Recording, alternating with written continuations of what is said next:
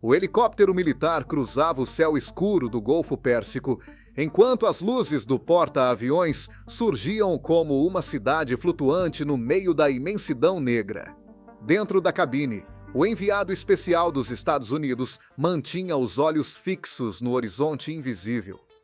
Ele acabara de deixar uma reunião tensa com autoridades iranianas em um país neutro. As negociações tinham sido longas, silenciosas e carregadas de significados ocultos. Agora, a diplomacia dava lugar novamente ao ambiente rígido da estratégia militar. O pouso foi firme e controlado. Assim que a porta se abriu, o vento forte misturado ao cheiro de combustível tomou conta do ambiente. Tripulações vestidas com coletes coloridos sinalizavam movimentos precisos no convés iluminado.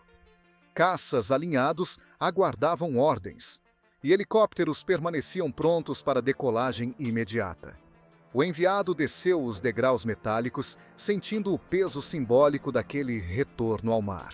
O comandante do grupo de ataque o aguardava próximo à torre de comando. Seu uniforme impecável contrastava com o cenário tenso ao redor. "Senhor, precisamos de um relatório imediato", disse com voz firme. "A região está inquieta. Nossos sensores detectaram movimentações incomuns ao longo da costa iraniana." Já na sala de comando, cercado por telas digitais que exibiam mapas táticos e imagens de satélite em tempo real, o enviado iniciou seu relato. "As negociações avançaram mais do que o esperado", afirmou. "Houve disposição para discutir limitações estratégicas e medidas de transparência. Porém, as exigências são claras. O Irã quer garantias concretas de que não haverá expansão militar próxima às suas águas durante o período inicial do acordo." Um silêncio pesado tomou conta do ambiente. Aquela solicitação implicava ajustes delicados na postura naval americana. Qualquer recuo poderia ser interpretado como fraqueza por aliados regionais. Ao mesmo tempo, negar o pedido poderia inviabilizar meses de diálogo secreto. O chefe de inteligência projetou imagens ampliadas da costa iraniana. Comboios militares estavam sendo deslocados para posições defensivas. Sistemas de mísseis antinavio apareciam camuflados entre estruturas civis. "Isso pode ser apenas pressão psicológica", comentou o oficial. "Mas também pode indicar preparação preventiva." O enviado respirou fundo antes de responder. Durante as reuniões, os representantes iranianos deixaram claro que a desconfiança é profunda. Eles temem que qualquer acordo seja temporário. Para avançarmos, precisamos oferecer sinais de compromisso real, sem comprometer nossa segurança. O comandante cruzou os braços e caminhou lentamente diante da mesa central. "Nossa missão é proteger esta frota e garantir liberdade de navegação. Se houver ameaça direta, reagiremos. Porém, reconheço que um confronto aberto seria desastroso para todos." A discussão evoluiu para cenários simulados.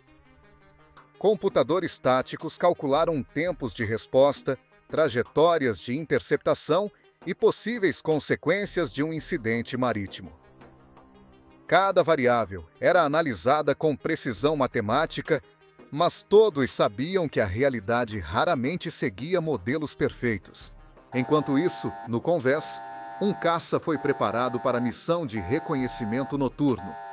O rugido do motor ecoou sobre as águas escuras quando a aeronave foi lançada da catapulta. O enviado observou pela janela da sala de comando, refletindo sobre a dualidade entre diplomacia e força. Ele recordou um momento específico das negociações. O principal diplomata iraniano inclinou-se para a frente e disse que o povo da região estava cansado de viver sob a sombra constante da guerra. No entanto, acrescentou que jamais aceitariam intimidação.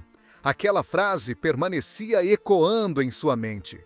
Uma mensagem criptografada chegou de Washington, solicitando avaliação detalhada sobre a possibilidade de um acordo provisório. O enviado dirigiu-se à sala de comunicações seguras e relatou cada nuance das conversas, cada gesto, cada pausa estratégica observada do outro lado da mesa. Ele explicou que havia espaço para entendimento, mas que qualquer movimento militar brusco poderia destruir a frágil confiança construída. A resposta da capital foi cautelosa. Prosseguir, mas manter prontidão total. Horas depois, um alerta interrompeu a relativa calmaria. Um drone não identificado aproximava-se do perímetro da frota. Alarmes soaram discretamente. Operadores rastrearam o objeto enquanto o comandante ordenava prontidão aérea imediata. Um caça decolou para a interceptação visual. O enviado acompanhou em silêncio a comunicação entre piloto e controle. O drone manteve distância, realizou manobras circulares e, por fim, afastou-se em direção à costa. Uma provocação calculada, comentou o oficial de inteligência. O incidente reforçou a urgência das negociações. Bastaria um erro de cálculo para transformar tensão em conflito aberto. O enviado percebeu que seu papel ia além de relatórios diplomáticos.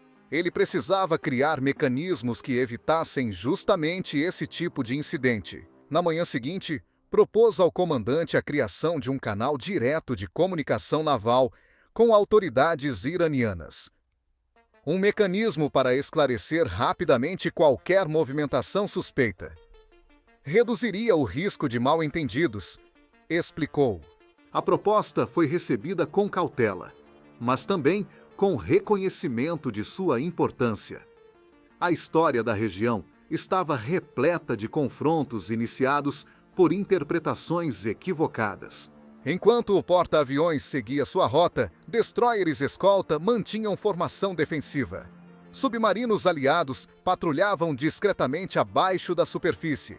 O poder militar estava ali, imponente, mas a verdadeira batalha ocorria no campo invisível da confiança estratégica. Dias depois, novas negociações foram agendadas. O enviado precisaria retornar ao continente.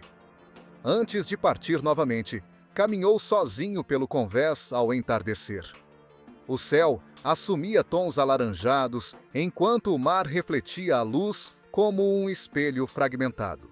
Ele compreendeu que cada decisão tomada naquela missão poderia definir o rumo da estabilidade regional por anos. Se o acordo fosse firmado, abriria espaço para cooperação gradual. Se fracassasse, as forças presentes naquele mar poderiam tornar-se protagonistas de um conflito devastador. Ao embarcar novamente no helicóptero, olhou para trás e viu o porta-aviões diminuindo a distância. Não era apenas um navio de guerra, mas um símbolo de poder e responsabilidade. A diplomacia que ele conduzia precisava ser forte o suficiente para justificar a contenção daquela força. No silêncio da cabine, refletiu sobre o equilíbrio delicado entre firmeza e flexibilidade. A missão estava longe de terminar. Ainda haveria desconfianças, incidentes e discursos inflamados.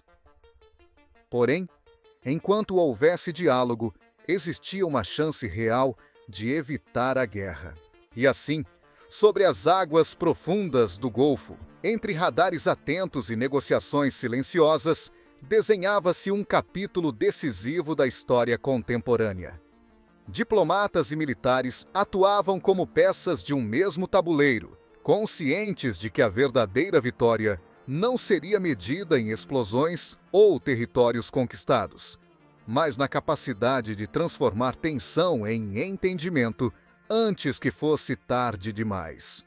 As horas seguintes foram marcadas por uma sequência intensa de comunicações diplomáticas.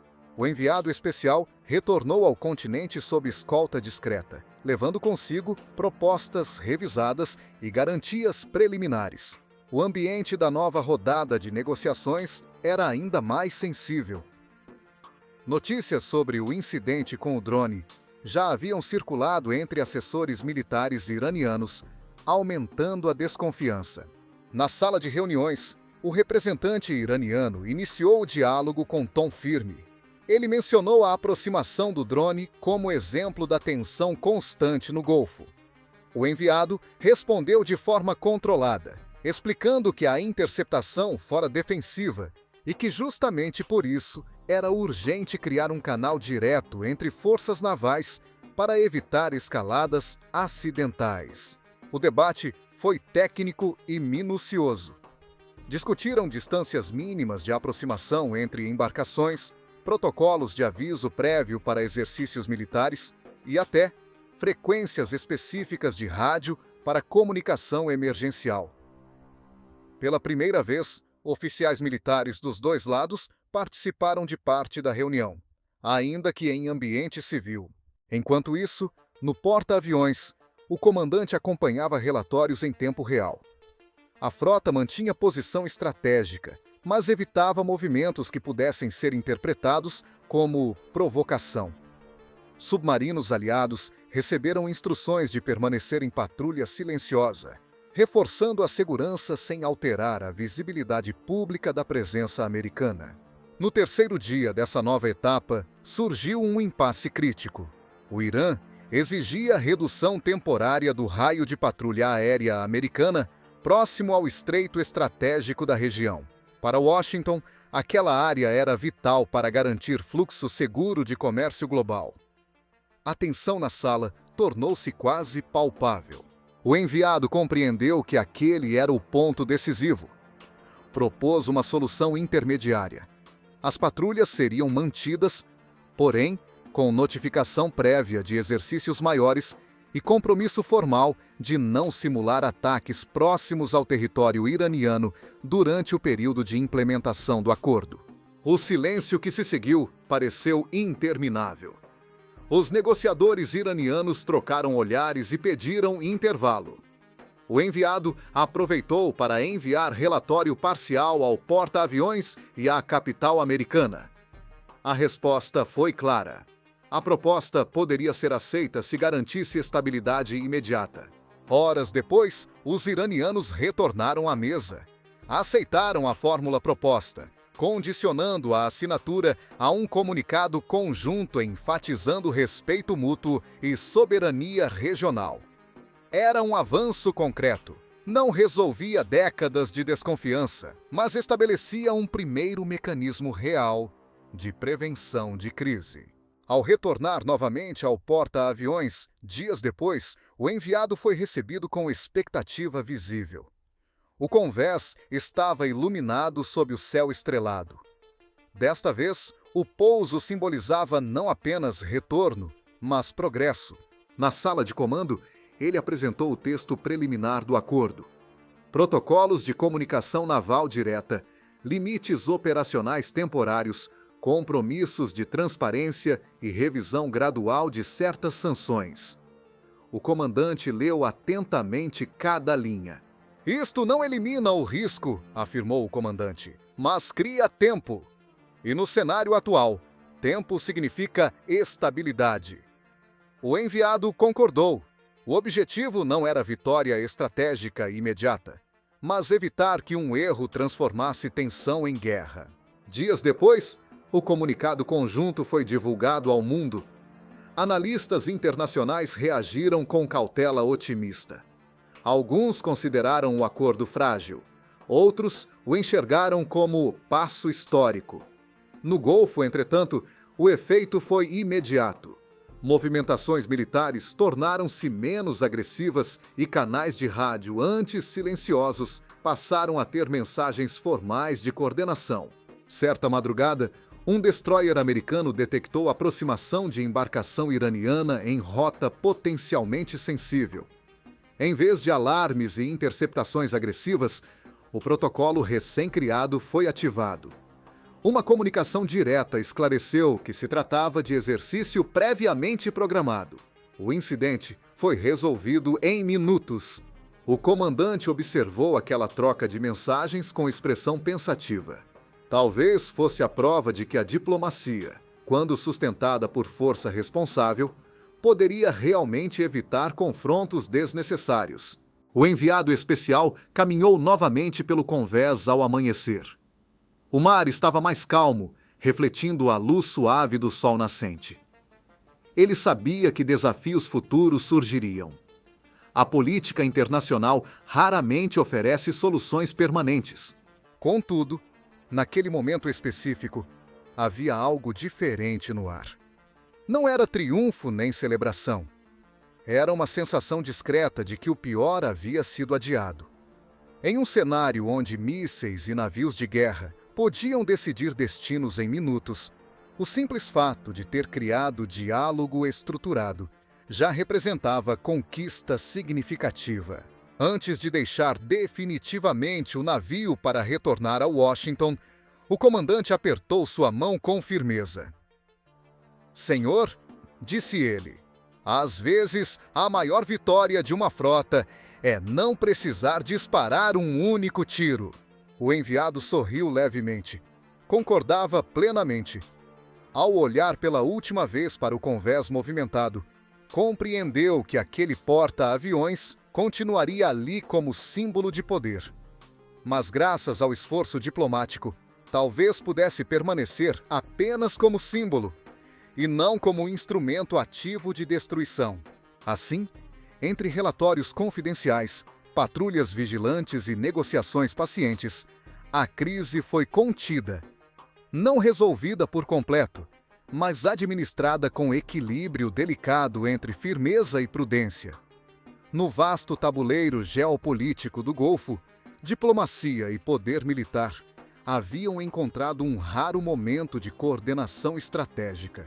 E enquanto o navio seguia seu curso sob o céu claro, uma nova etapa começava. Não de confronto, mas de vigilância constante acompanhada por diálogo aberto.